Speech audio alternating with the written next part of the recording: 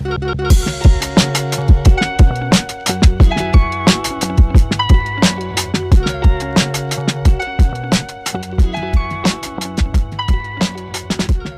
I'm Matthew Herzberg, and this is the Myopia Mindset. This is your weekly check-in for all things inspiration, motivation, and education on your path to success with myopia management. Speaking of education, we're going to be doing something a little bit different on the podcast. My guest for this episode is none other than series regular Matthew Martin. Matthew, welcome to the podcast. I am super excited to be here this evening. We have a whale of a lecture for you.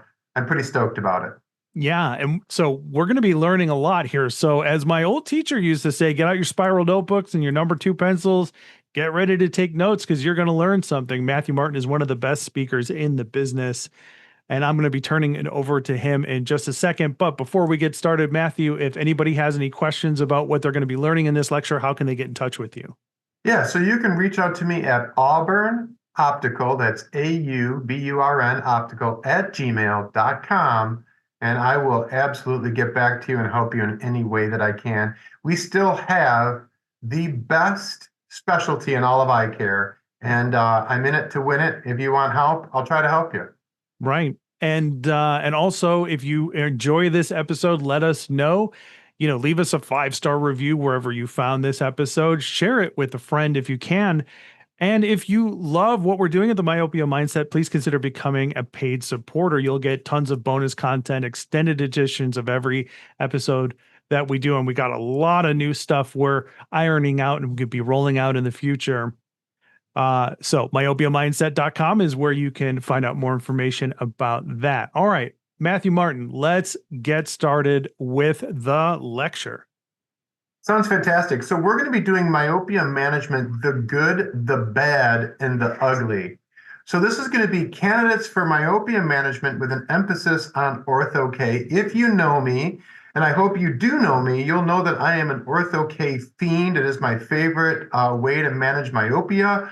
I get the most peripheral defocus using ortho-k, so it's near and dear to my heart, but we will touch on other things in this discussion as well. So let's jump right to it. First of all, the contents of this webinar and the opinions expressed are solely the responsibility of me, Matthew J. Martin.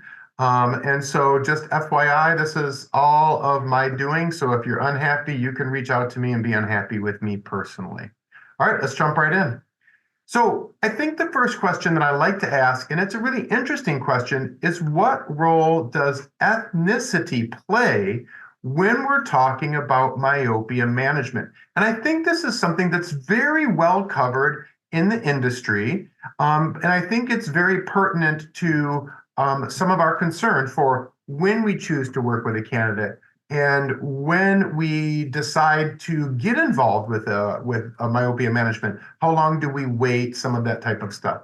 And everyone knows that the Asian population does tend to be more myopic, right? So let's talk a little bit about that. So what role does ethnicity play? So a child is progressing, and it's important for us to remember that, did we miss something here? Nope, we didn't miss anything. Sorry about that, ladies and gentlemen. So basically what I'm telling you is that ethnicity does play a role, and we're going to talk about that in just a moment.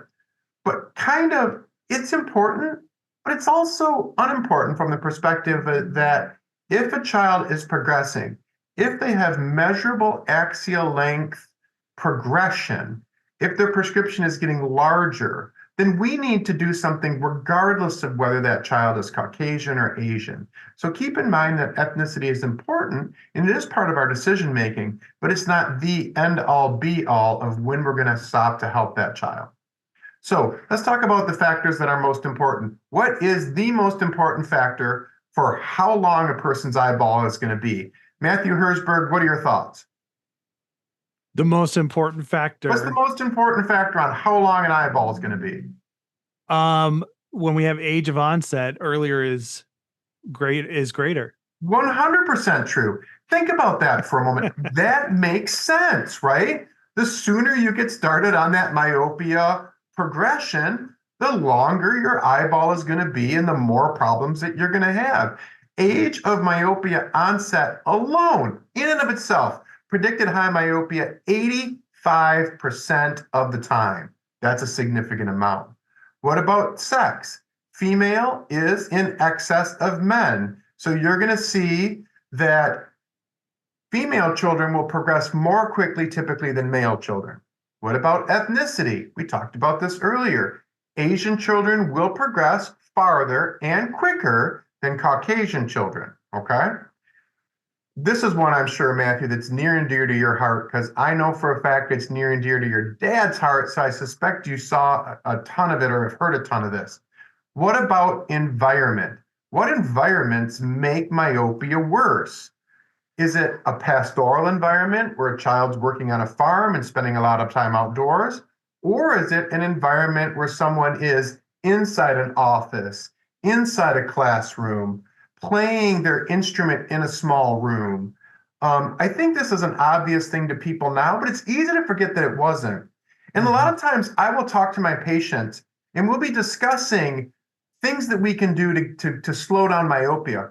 And I go back to the studies, you'll love this. I'll go back to the studies from the early 1900s. So they did these studies in the early 1900s where they went out and they looked at Inuit Eskimos. And they found out that Inuit Eskimos, only about 2 or 3% of the population was nearsighted. Why? They spent their time looking over these vistas of ice. They were chasing whales. They were doing a lot of outdoor stuff. Maybe they did some scrimshaw. Maybe they did some reading, because I'm not saying that those people weren't able to read. I'm saying they didn't spend nearly the amount of time that children did, even in the 1950s inside, and how much time children spend today. I think this is obvious, but I'm not sure if this was always obvious, right? So we know an Asian child, a female Asian child, getting started with her myopia earlier, and she's probably going to be in a high-tech environment, meaning, you know, she plays an instrument, she's going to be doing some of a lot of these indoor activities with studying and doing well in school, all that type of stuff. Those things are going to push our children to be more nearsighted. Now, does that mean that we should encourage our kids not to read? No, that is not the case. But we do want to be very cognizant of getting kids outside as much as possible. And they've done studies that show this. I can't remember the name of the study, and I'm terrible about quoting specific names and dates. But I do know that they did a study where they could show during the summer rates of myopia go down dramatically. Okay? Rates of myopia progression, I should say, go down dramatically. Not the overall gestalt of how many people are nearsighted, but the speed at which those kids are becoming more nearsighted decreases during the summer. Why? Because they're outdoors, right? That's what we want. So let's do the first case, okay? The first case I call mini-me, all right?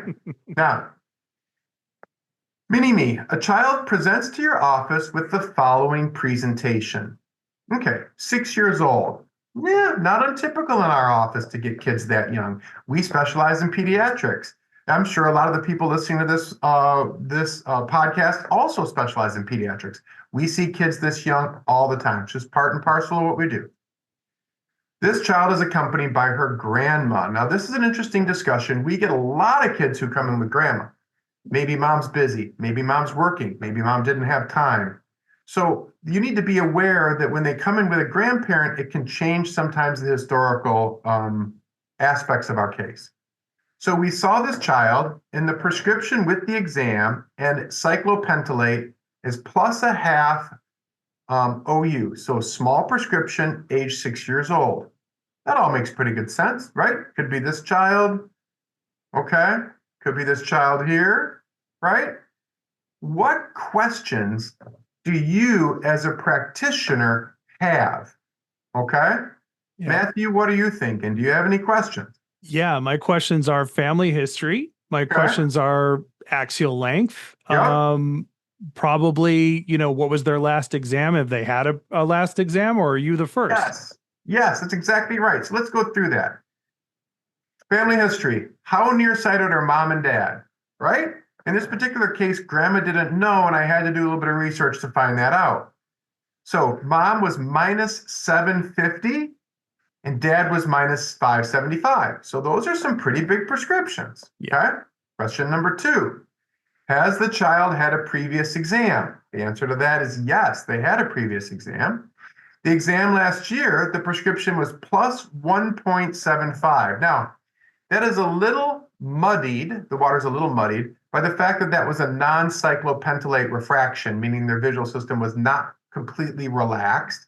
But, even given a little bit of slop in the system, that's a pretty big difference between plus 1.75 and plus a half this year, okay? Now, did anyone collect previous axial length measurements? The answer to that was no, okay? So what tests do you want to run? Now, I'm just going to give you this one, Matt, because I don't expect you to necessarily know this, even though I know you're in the industry and you're very smart. But what tests do you want to run on this child? Number one most important thing for me, axial length. I honestly don't care what that prescription is. I don't care what glasses I have to use to make them see. I'm really interested in that axial length. Now, I know that stuff all factors in, and I don't mean to be rude, but I'm telling you, axial length has really become my go-to. I'm going to get a topography, right? This happens to be a keratoconic topography, so you don't want to see that in a child. But we want to get a topography to make sure their corneas look normal, if you will. Okay? And then we want to get a slit lamp exam. So we want to make sure everything's healthy, okay? And then obviously it's nice to get a dilated fundus examination. Do I get a dilated fundus examination every time? I try real hard. Does it always work in my favor? Nah, it really doesn't. But you should always try to get a dilated exam at that initial visit or very close to it, right? To make sure that everything's whole in the periphery and that we're not seeing any signs of any problems, okay? Now, thoughts. And what I'm going to do now is I'm going to lay out, do we, don't we, right? So we're going to have two different arguments here. One of the options is we do. Why? Why would we want to start working on a child who's a plus a half? That's a good question, right? Because they're not nearsighted yet, right? It's in the works. There's a country song that says, I can't see a single storm cloud in the sky, but I sure can smell the rain, right? So everyone's been there. Everyone's been out on a summer afternoon when you're like, man, it just smells like rain. And then, sure enough, it does happen. So do we or don't we? This is a good question. So if we do, and why would be to prevent that minus 750, what modality would we start with? Okay, that's a great question too, because we have so many options now. We have ortho-k, my favorite. We have peripheral defocus contact lenses, which some people call myopia control contact lenses, right? And those are ones that have a peripheral curve that creates myopic defocus, pulling the light rays in front of the retina and prevents the eyeball from getting longer. And then we also have low-dose atropine. Low-dose atropine might not necessarily be a bad choice here either. So we have some choices, okay? We could also not. I think it's important within the bounds of myopia management and within the bounds of eye care to remember that we can choose not to choose. We have these conversations where we're always talking about going to do this, going to do that, going to do this. Sometimes we don't have to. So that's not an unreasonable thing in this particular case to choose not to choose, right? And then if we don't choose to do something now, we definitely need to have this child in the hopper, and we need to be following this child going forward. Now, I've talked about this with you on other podcasts, and I've talked about this from stage whenever I get the opportunity to get on stage. And that is that myopia management is not a snapshot game. It's not, let's do something now. It's, we're seeing your child, we're following your child. Maybe it's every 6 months. Maybe if it's a hot case, it's every 4 months. Maybe if we're not overly worried, it's a year. But we're always following these people so that we can help them when the time comes without waiting till things are too far gone, okay?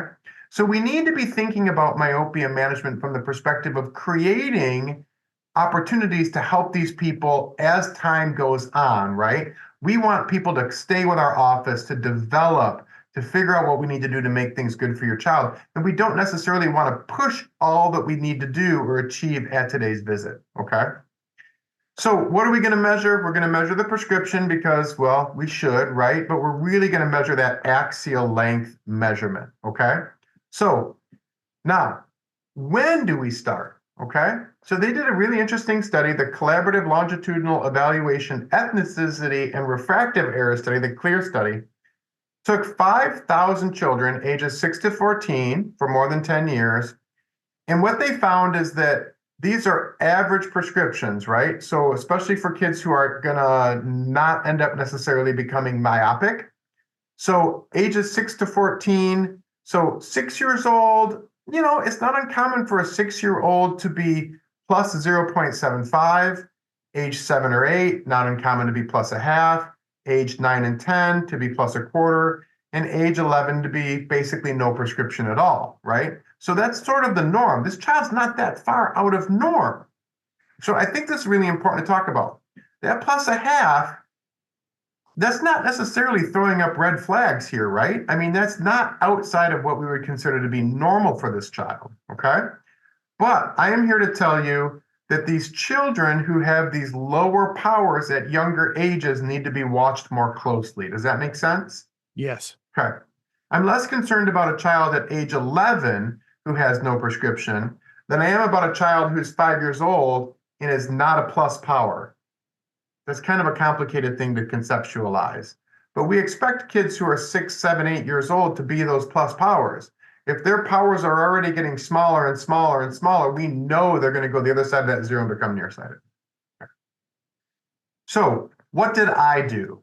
Okay, so this case was about 17 years ago, which is interesting because at that time, we were mainly doing ortho-k. We didn't do a lot of low-dose atropine, okay? I actually waited on this child, and I did not start doing ortho-k until the child became a -1. Okay? That was the thing back then. We rarely got involved if kids weren't already nearsighted and rapidly progressing in their nearsightedness. Okay? We were more reactionary, I think, and less preventative than we are now. Okay? So nowadays, I would have probably considered 0.25% low dose atropine for that plus a half child. Okay? Rather than wait until they're already nearsighted. Once they've hit that inflection point from plus a half to -1, their prescription typically takes off dramatically, right? So if I could have taken that child at a plus a half and maybe got them on low dose atropine, I probably could have prevented a significant amount of the nearsightedness and made it a lot easier for myself going forward because I would have had something in place already. But I at least wasn't actively doing low dose atropine 17 years ago, okay? And I'm not even sure, your dad, I assume, wasn't doing low dose atropine that many years ago, was he? I mean, it was an option, but his go-to was ortho-k. So there Same for wasn't me. a ton of atropine, but it was something that was in the toolbox. Yeah. It was hard to source at the time. It was a whole thing. Yep. That child ended up being a -350, by the way, as an adult, which, frankly, I didn't think was too terribly bad. Okay. But she started out at that plus a half. Now, -350 isn't awful, and I'm not unhappy with that outcome, considering mom and dad were -750 and -6 accordingly. But it would have been nice if I could have kept her to a -1 or a -2 or maybe even plano, right? Again, I was fighting genetics, but these days I probably would have started a little sooner, and I would have made the argument to mom and dad based on axial length measurements that we should have been involved and worked on doing prevention versus being in a situation where we're just trying to keep them from being, -7, 8, or 9. Does that make sense? Yep. So let's jump on to the next case. And I think this case is super fun. I presented this at a couple meetings, and I've had a bunch of interesting conversations about this case because it's kind of a unique case. I've had 2 or 3 like this over the course of my career. And when I lecture on stage about this, I get really interesting feedback, and I run into a lot of doctors who've had this very similar experience. So we're going to hit the way back button, okay? This is the don't stop till you get enough case. And we're going to take the way back machine all the way to 2012, okay? So going way back, all right? I had an 11-year-old Caucasian female come to my office, okay? So she's female, which means she's going to progress quicker than men, right? She's Caucasian, which means she's probably going to progress a little less fast than an Asian patient, but she was still progressing. So the cyclopentylate refraction. So not only did I do a refraction, but I also completely knocked out her visual system after 40 minutes and did a cyclorefraction for her. And I found she was a -2.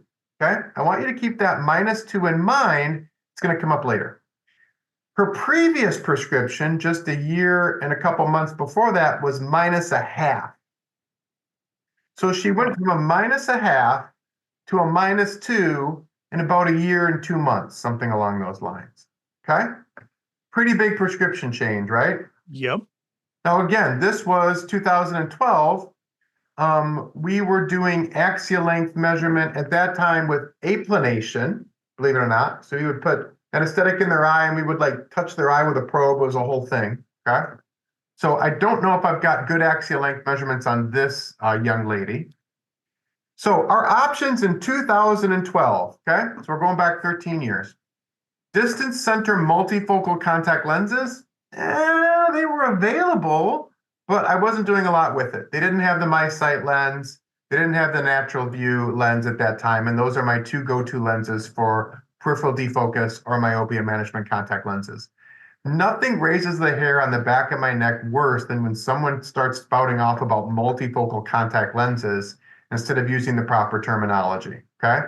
Multifocal contact lenses are for old people. For young people, we're doing peripheral defocus contact lenses, myopia management contact lenses, bifocus contact lenses, whatever you need to do. But I think we need to make a real active, aggressive stance on not using the term multifocal contact lenses. I think it does the profession a disservice, and I think it does patients a disservice as well. But again, personal opinion, results may vary, okay? So distance center multifocal contact lenses, look, I threw up a little bit when I said that. We were doing very little of that, okay? Low dose atropine. We were doing a little bit of low dose atropine in 2012, but again, it's not been my favorite thing to do. I do a lot of it these days in comparison to what I once did, but it's not always my favorite choice for slowing down the progression of myopia. But again, a lot of doctors have great success with it, and I do as well. I just saw 2 patients this afternoon who are on low dose atropine, so it's not that we don't do it. So ortho-k has been our bread and butter since 2003, and probably seems obvious what I went with here. So she was fit into a GOV Dr. Tongue design at that time, okay? And Dr. Tongue still does the GOV lens. That's a pretty darn good lens. It's not, I don't use it as much maybe as I use some of my other lenses, and I'm agnostic, so I fit everything. I fit Wave, I fit Contax, I fit GOV, I fit Euclid, I fit Forge. If you name it, I'll fit it. And I think different ortho-k lenses work better for different patients, work better for different size of eyeballs or HVIDs. And I think that they work better for myopia management as well, depending on how you tailor it. Okay. So I do everything. I am definitely agnostic.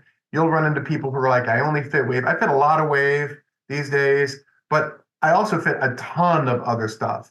So I like to be able to look at different things, put things on eye, sort of all that jazz. So just FYI. So don't stop till you get enough. Okay. So I fit this young lady. Great result. 20/20, beautiful topographies, nice center distance treatment zone, nice ring of peripheral defocus. I think I was getting like 5. I went over this file recently. I was getting 5 or 6 diopters of peripheral defocus. So I was pulling those peripheral light rays way in front of the retina, right? I was just like, boom. Kid was happy. And time passed. I saw her every 6 months. For 6 months for a follow-up, and then 1 year for new retainers, because we replace retainers every year as part of our program, right? So this just went on. I love this little gift, by the way. This is from Phineas and Ferb, which is just such a classic. So time went on. Now, I'm going to take a side note here.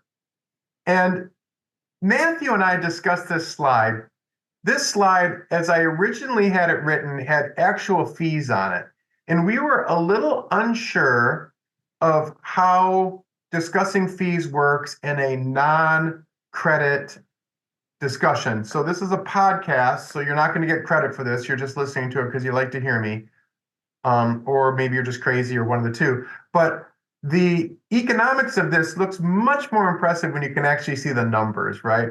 But Yep. we're going to use X here because everybody listening to this, I assume, has some basic math background. So we're going to call the initial fees X, and X is your fitting fee, okay?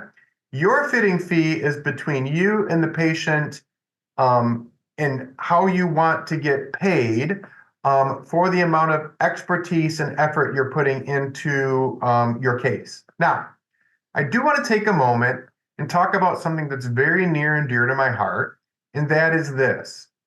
Whatever you're charging for fees, your fees need to be high enough that you get excited to fit a patient in myopia management, whether it's peripheral defocus contact lenses, whether it's ortho-k, whether it's low-dose atropine. If you are not charging enough to be excited about doing it, you're not going to continue to do it. Now, I have been quoted in the press as saying that I raise my fees whenever someone complains about my fees. And that's a little tongue-in-cheek, but it's also kind of true from the perspective that whatever you're charging right now, you should be excited. When a patient comes in, you should be like, yes, we're going to make money. They're going to be happy. They're going to get a great product. They're going to get great service. And at the end, they're going to be happy that they did this program. Okay. So I just want you to make sure that you're being paid adequately for your expertise and your enthusiasm and your skill set. Okay. Because I think when people don't get paid enough, that's when they quit doing it. They don't like it. It's no fun. I'm working. I'm not making any money. So make sure that you are getting what you need. Okay, so there's my 2 cents. So we're going to start out with fees X, okay? And that could be whatever do you decide to charge, but you need to charge enough, okay? So X is the initial fee for the fitting. And with that fitting, they're going to get a pair of retainers. In my office, they get a whole year's worth of solutions, plungers, all the things they need in order to be successful, which is a whole discussion because we could have a whole podcast on yearly programs because I'm a huge yearly program fiend, okay? So then, first year, everything went really well, right? We looked at the little map or the little GIF thing that showed what we were talking about with time passing. So the yearly fee for the first year, after they finish the first year, so they pay X amount of money, they do that first year, and then when the next year rolls around, we charge them 1/3 of your original fee. And that 1/3 of X covers new retainers, solutions, plungers, all the things they need for the year with a 6-month follow-up and a project cleaning, okay? The next year, we charge the same thing, 1/3 of that original fee, then 1/3 of that original fee, then 1/3 of that original fee.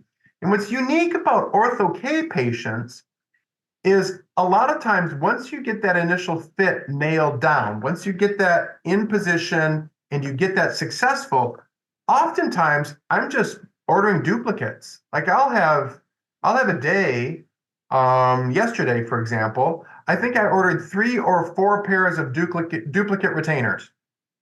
So patient came in, everything's beautiful, topographies are great, axial length measurements are slowed down, all that's really going well. We're just going to get you new retainers. And so they have to get new retainers every year because it's part of our program. That's very important. And then it's really easy. I'm just ordering them. Sometimes I'm sending in an email. Sometimes I'm just going on to someplace and ordering where I ordered it previously. But what I want to illustrate to you is that a lot of people complain that ortho-k or myopia management is not profitable. And I'm here to tell you that if it's done right, it can be very profitable. And if it's done right, it can be very relaxing. It doesn't have to be miserable. It should always be fun for you, okay? You should always be excited to do this stuff.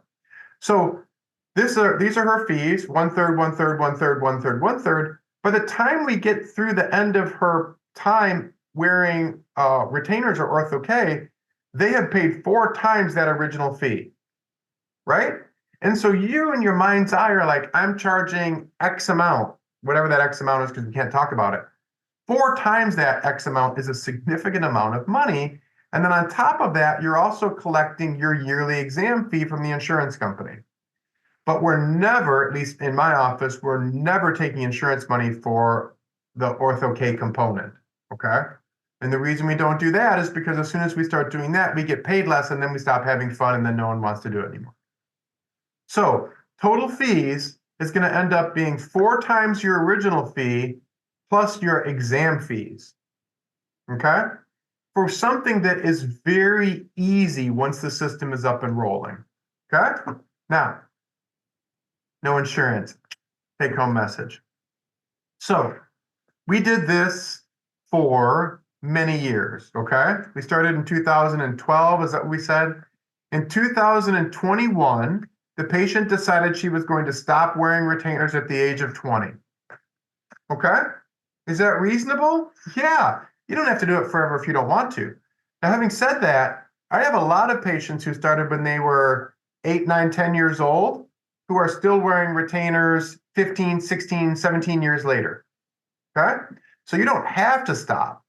I have some patients who do retainers for a long time, then they get into their mid-20s. They're like, I think I want to stop. They stop. They do glasses and contact lenses. Then they go back to wearing ortho-k again.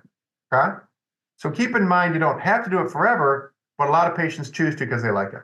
Okay? So in 2021, this patient decided she was going to stop wearing retainers at the age of 20. We washed her out over a 6-week period. Okay? An interesting thing happened. Let's talk first about washing out a patient. Okay? Before we go any farther with the don't stop till you get enough case, I would just want a big shout out to Dolly Parton, who was inducted into the Hall of Fame, an amazing woman. I am just fascinated by her. She's done so much positive stuff, but this is one of her famous Dolly Parton songs, The Wash Day Blues. Okay? So, how long does it take to wash out a patient? Great question. Typically, the RX goes back to normal in about a week, okay? So typically when we take a patient out of retainers, they go back to normal in about a week, but it takes a little longer than that for everything to settle down, okay?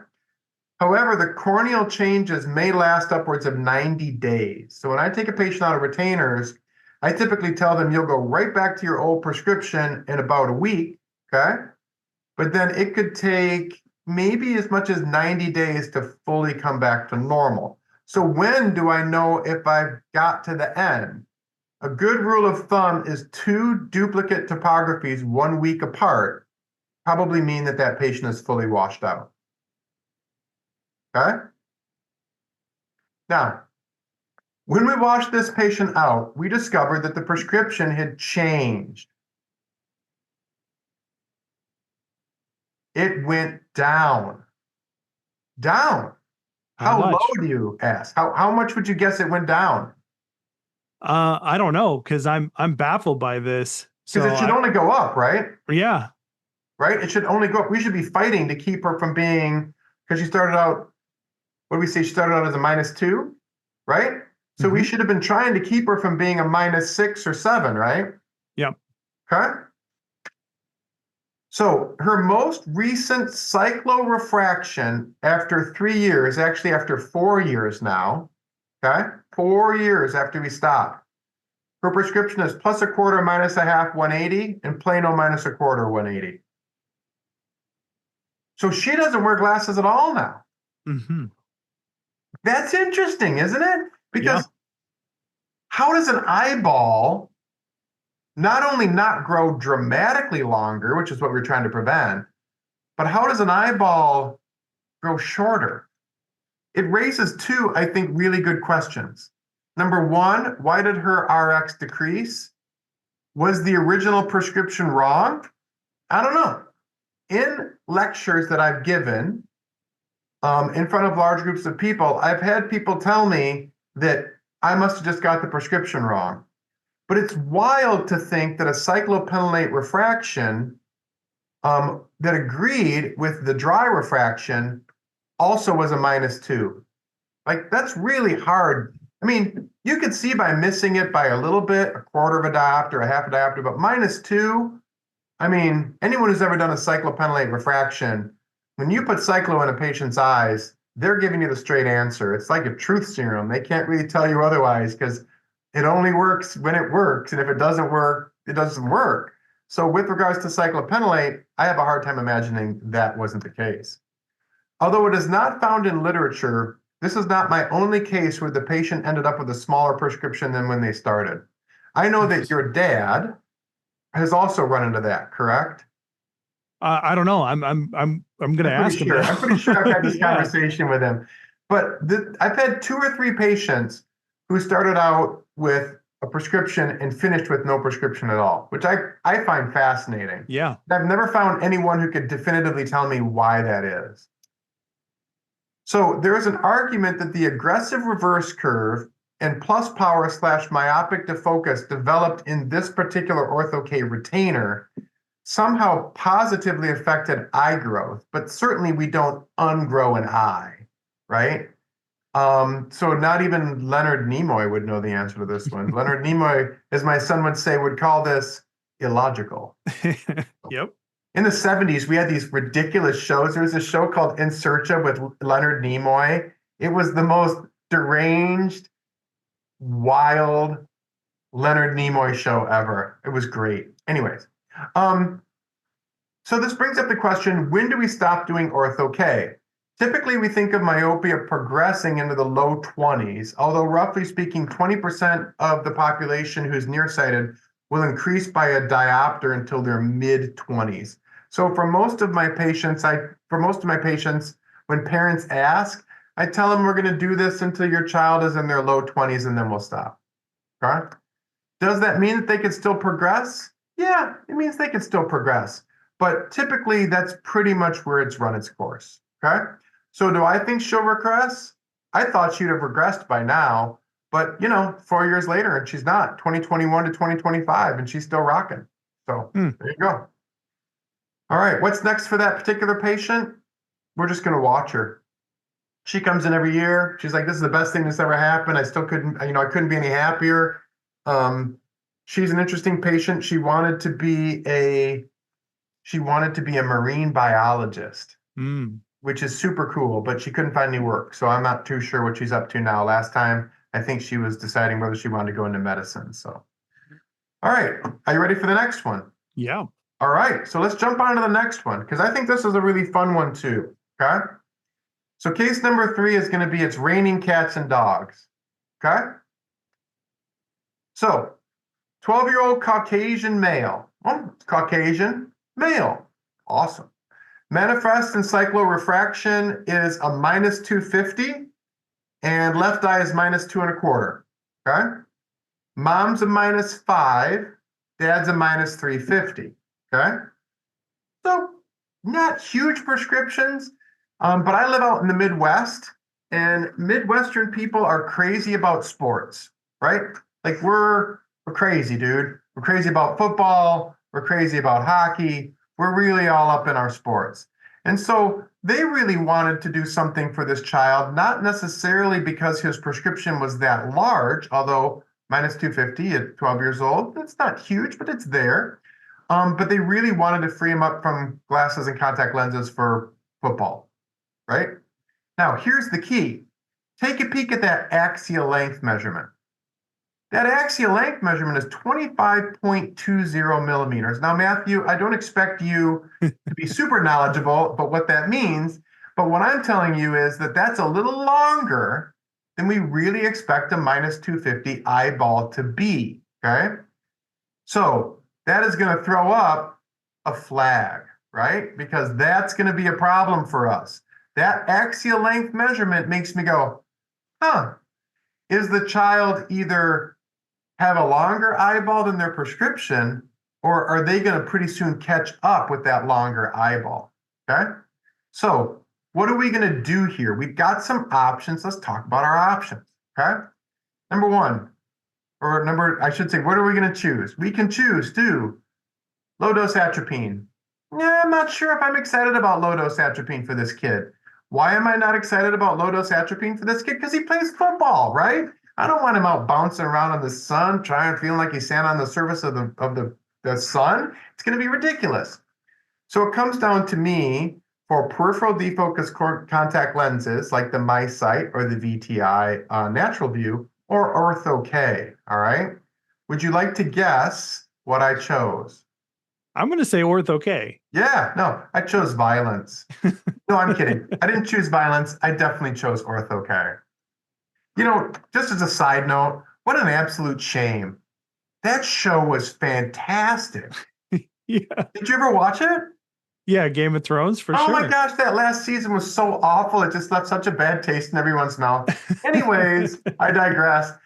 Matthew Herzberg, Matthew Herzberg actually sent me an email saying, let's try to keep Matthew Martin on topic this time. That actually happened, ladies and gentlemen. And I'm talking about Game of Thrones. So moving on. I love it. So let's jump in and talk about this young man's topography. So here's his topographies. Pretty straightforward, boring topography. First thing that you're going to notice, this is axial topography. Why is that important?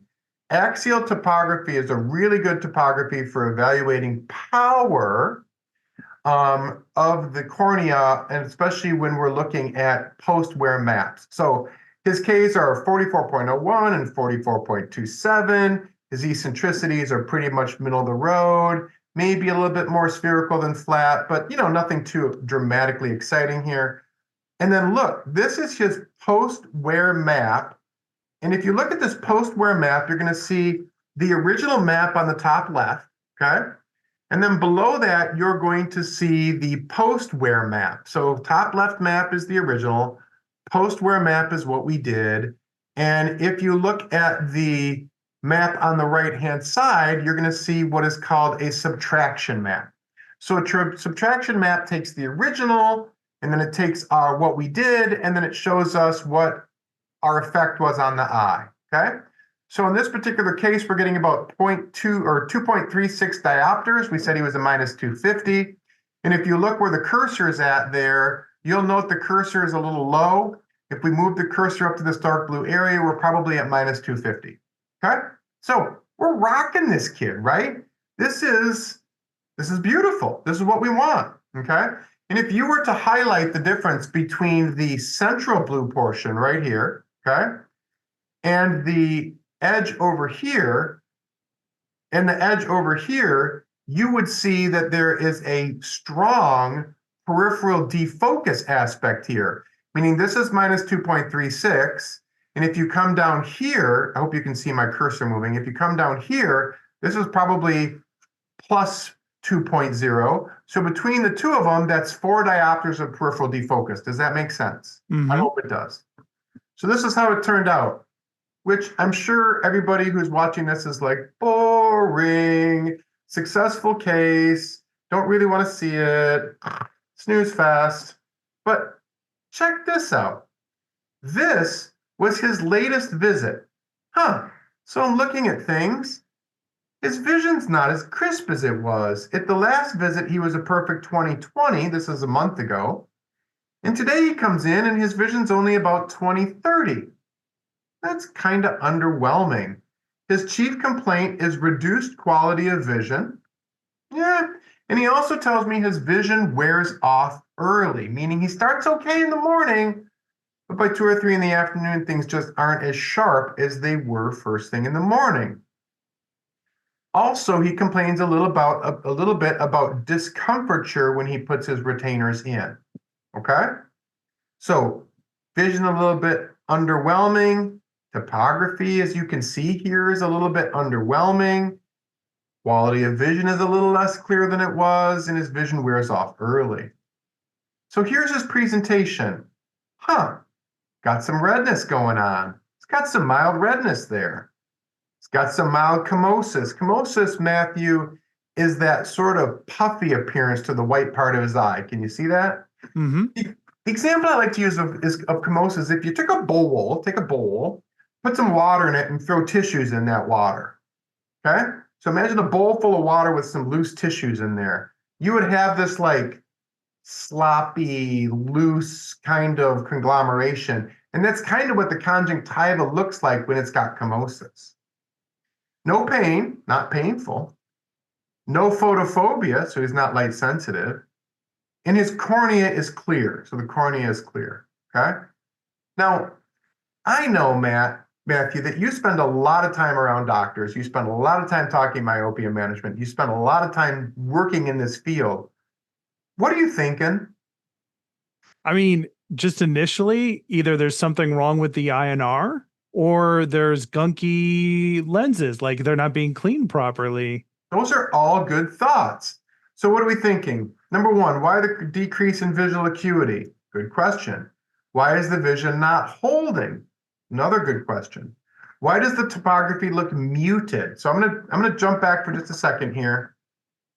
A lot of jump backs, but see how crisp that is there? Yeah. See how muted that looks there? Mm-hmm. Okay. Jumping forward again. Sorry, ladies and gentlemen. Okay, so why does the topography look muted? Could be a solution reaction. You said maybe when they're putting them in, it's causing a problem, right? Could be old retainers. We replace our retainers every year and we are super aggressive. Nothing unwinds me more than I talk to some doctors like, man, let them replace them every 2, 3 years. No, no, no, they get replaced every single year. Hormones, maybe. If this was a perimenopause woman, yeah, I could see that. I have a lot of women I fit who are doing good, and then we get hormonal changes, and things can become difficult with dry eye, with all the cell mediators associated with that. So here's that presentation again, okay? Now, what if I told you his eyes were itchy? What does that make you think, Matt? What are you thinking now?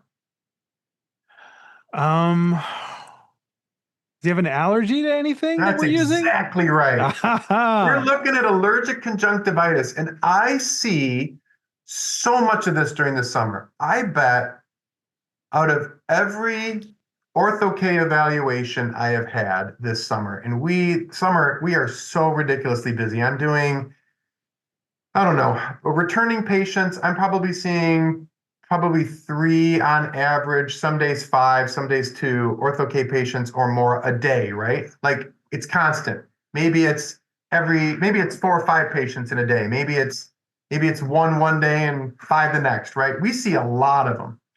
And I would say probably fully a third of them have summer allergies that are affecting them. This year in Michigan, where I'm located, we've got a real smoke problem from Canada.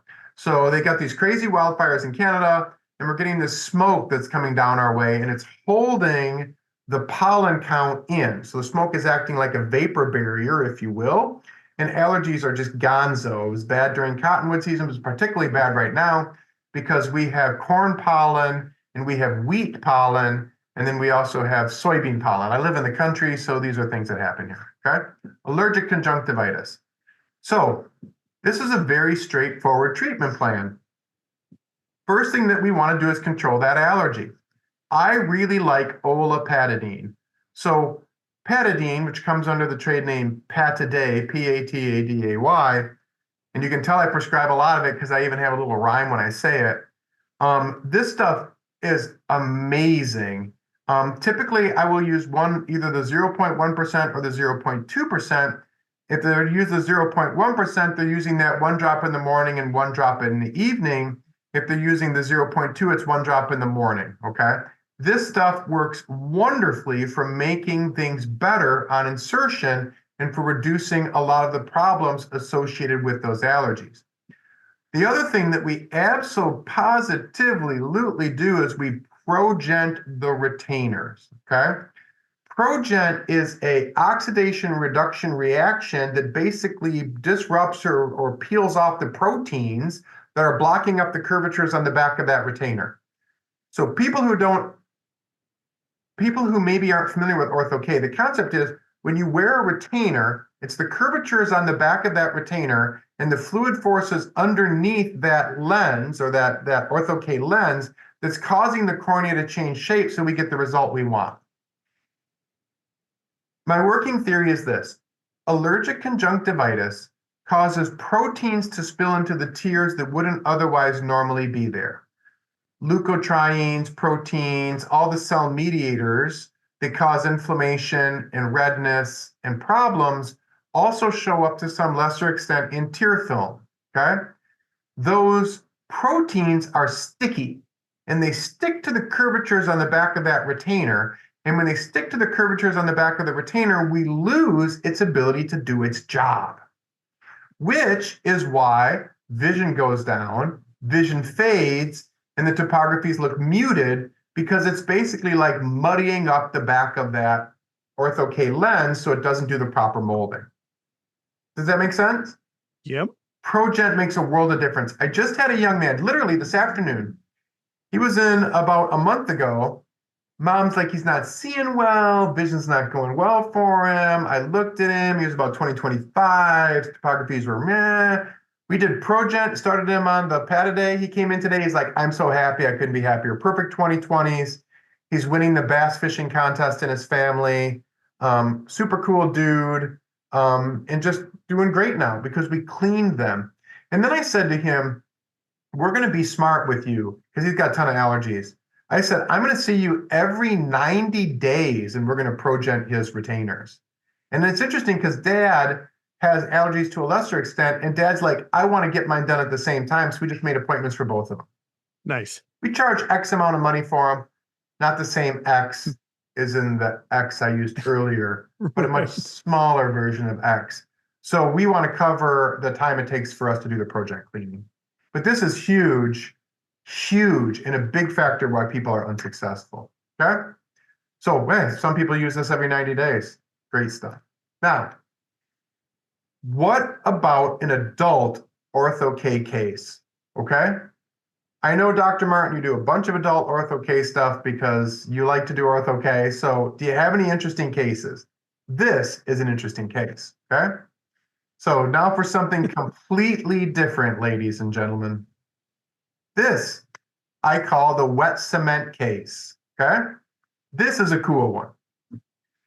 So 50-year-old Caucasian comes in. He is a foreman at a construction company. If I'm not mistaken, he actually owns the construction company, okay? But he's one of those guys who did the job and now he can't stop doing the job. So he's on the job site all the time, checking on his guys, doing that whole thing. So 50-year-old Caucasian, his manifest refraction is -450, -150, 180, -5 1/4, -1 1/4, 180. Interested in ortho-k topographies. Unfortunately, I've lost to antiquity. And I didn't want to fake some topographies, so we just don't have them in this particular case, okay? So the starting topographies I no longer have. So topographies were normal, just boring topographies. I want to say it was 43.5, 44, or something along those lines. Kind of a standard case. Not higher than 46, not flatter than 39. So just kind of that sweet spot that you want for a good ortho-k patient. Slit lamp looked fine. Dilation was fine. Corneal diameter was 12.2. Patient states that he occasionally gets dry eye, but I mean, dude's 50. What do you expect, right? Life is like that. So he comes in and I fit him with an ortho-k lens and the fit looked amazing. Like it was good. It looked good. Nice landing zone, nice edge lift, reverse curve looked good, treatment zone looked good. I mean, I was pretty excited, man. However, looking at this, Matt, look at that retainer on that eye, okay? Mm-hmm. You think it's large enough? Is it large enough? Yeah, I would say it's not. Yeah, you see the gap on the right-hand side? Right, yeah. That's what I was going to say. I think this is a little undersized. And I tend to fit my retainers fairly large. I'm a 95, 96% HVID guy or diagonal corneal diameter, because you can actually get corneas that are wider than they are tall or taller than they are wide. So that's an interesting discussion too. People talk about HVID, the horizontal visual diameter, but I measure mine at a 45-degree angle because I think that gives me a truer reading. But anyways, I think this is a little small. So I probably fit him a little small on top of everything else, okay? So I send him home, right? Because it looks gorgeous. I'm like, I'm a rock star. It's going to be awesome. I'm looking forward to seeing you tomorrow. I'm not going to get all your prescription, but I'm going to get most of it. We're going to have a great experience. So he goes home. My staff teaches him how to take retainers in, put them out. We get through that whole process, right? Staff did the prep, did everything they were supposed to do. They send him home with his retainers. Comes in the next morning, okay? Staff did the prep work and got visual acuities, and visual acuities were poor. And when I mean poor, I mean you'd expect at a 5.5 that we're not going to get all the prescription at once, right? So here's a number line. Here's 0, -1, -2, -3, -4, -5, -5.5. I'm not going to get all 5 diopters of that on the first day. I'm going to get 60% of it, right? So this guy's going to be about a -2, 2.5, and the distance is going to be fuzzy. His near is going to be good. We're going to get through it, right? Because, it takes a little bit of time, especially with old people. And I'm an old person too, so I get that. So I expect him to be kind of lousy at distance, but pretty good at near. But he comes in and his visual acuities were awful everywhere. Distance was terrible. Near was terrible. It was terrible. His topographies were unique, okay, to say the least, and very exaggerated. And the refraction indicated a large amount of astigmatism. So anyone who's listening, and I'm going to open this to you, Matt, what do you think I did wrong? I mean, the size of the lens for the HVID is where I would go first. Yeah, but his visual acuity was lousy at near. So that does make you wonder what happened, right? Like, here's what I did. So, do you see that green stuff right there? That's a humongous abrasion. Oh. Yeah. So what I did, and I think this is really fun, it's always, we go to these lectures, we listen to these doctors, myself included, and many doctors would like you to think they never make a mistake, right? They never screw up. They never get it wrong. Every case I do is gold. Chef's kiss, it's going to be perfect. That's not how it works. I don't care how good you are. Sometimes you're going to screw up. And this is a perfect example of everyone who's listening or anyone who's watching to understand that you can learn from my mistake. So what did I do wrong? I missed a case of MAP dot fingerprint dystrophy. So this patient had corneal dystrophy. And so he had an epithelium, and I'll explain this, an epithelial basement membrane dystrophy. So the front surface of the cornea is covered in these little cells called epithelial cells, okay? And those epithelial cells are locked to Bowman's membrane, which is the underlying tissue, by these things called zonules. And the zonules are kind of what attach that to the cornea. In the case of MAP dot fingerprint dystrophy, those epithelial cells are mushy, okay? And so what happened was I put this retainer basically onto wet cement. So instead of landing on his cornea and changing it subtly, it was basically like dropping a hubcap onto wet cement. It squished everything, okay? So I tell people it's very important to make sure that you're paying close attention to some of the subtle things that can get in your way. His complaint of occasional dry eye was actually related to what's called a recurrent corneal erosion.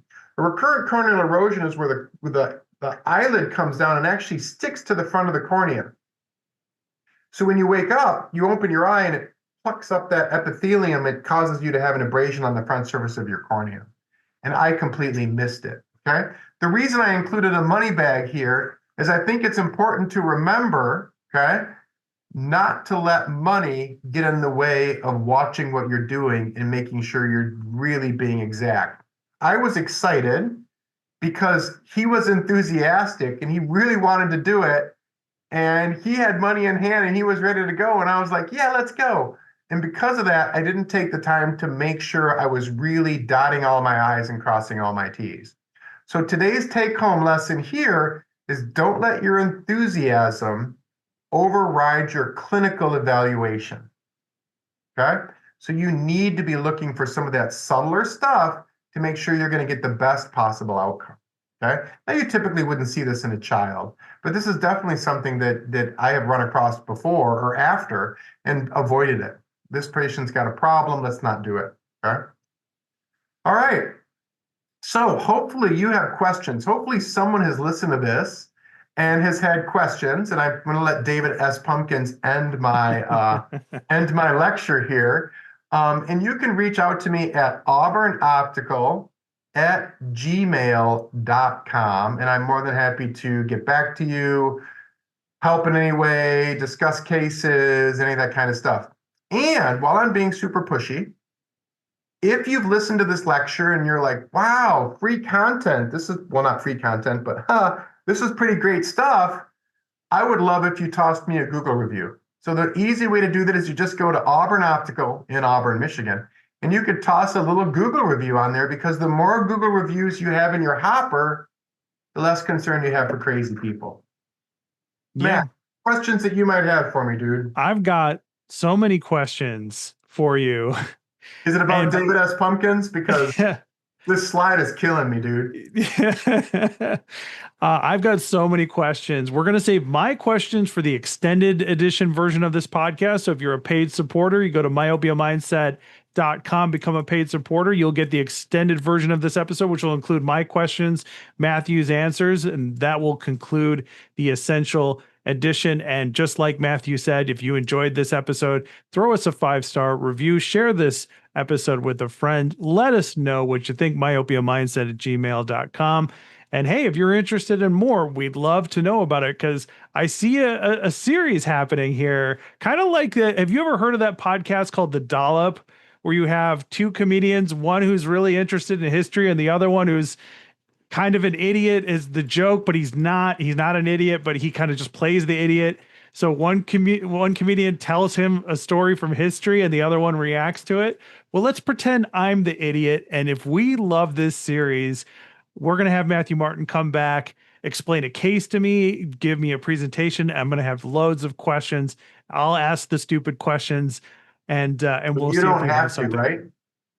Yeah. Right. That's the take-home message. Is sometimes people don't want to ask questions, but if you're willing to ask them, I'm willing to ask the stupid questions. I'm willing to be wrong. I'm not an optometrist. I'm always excited to learn more about myopia management, and I have no pride.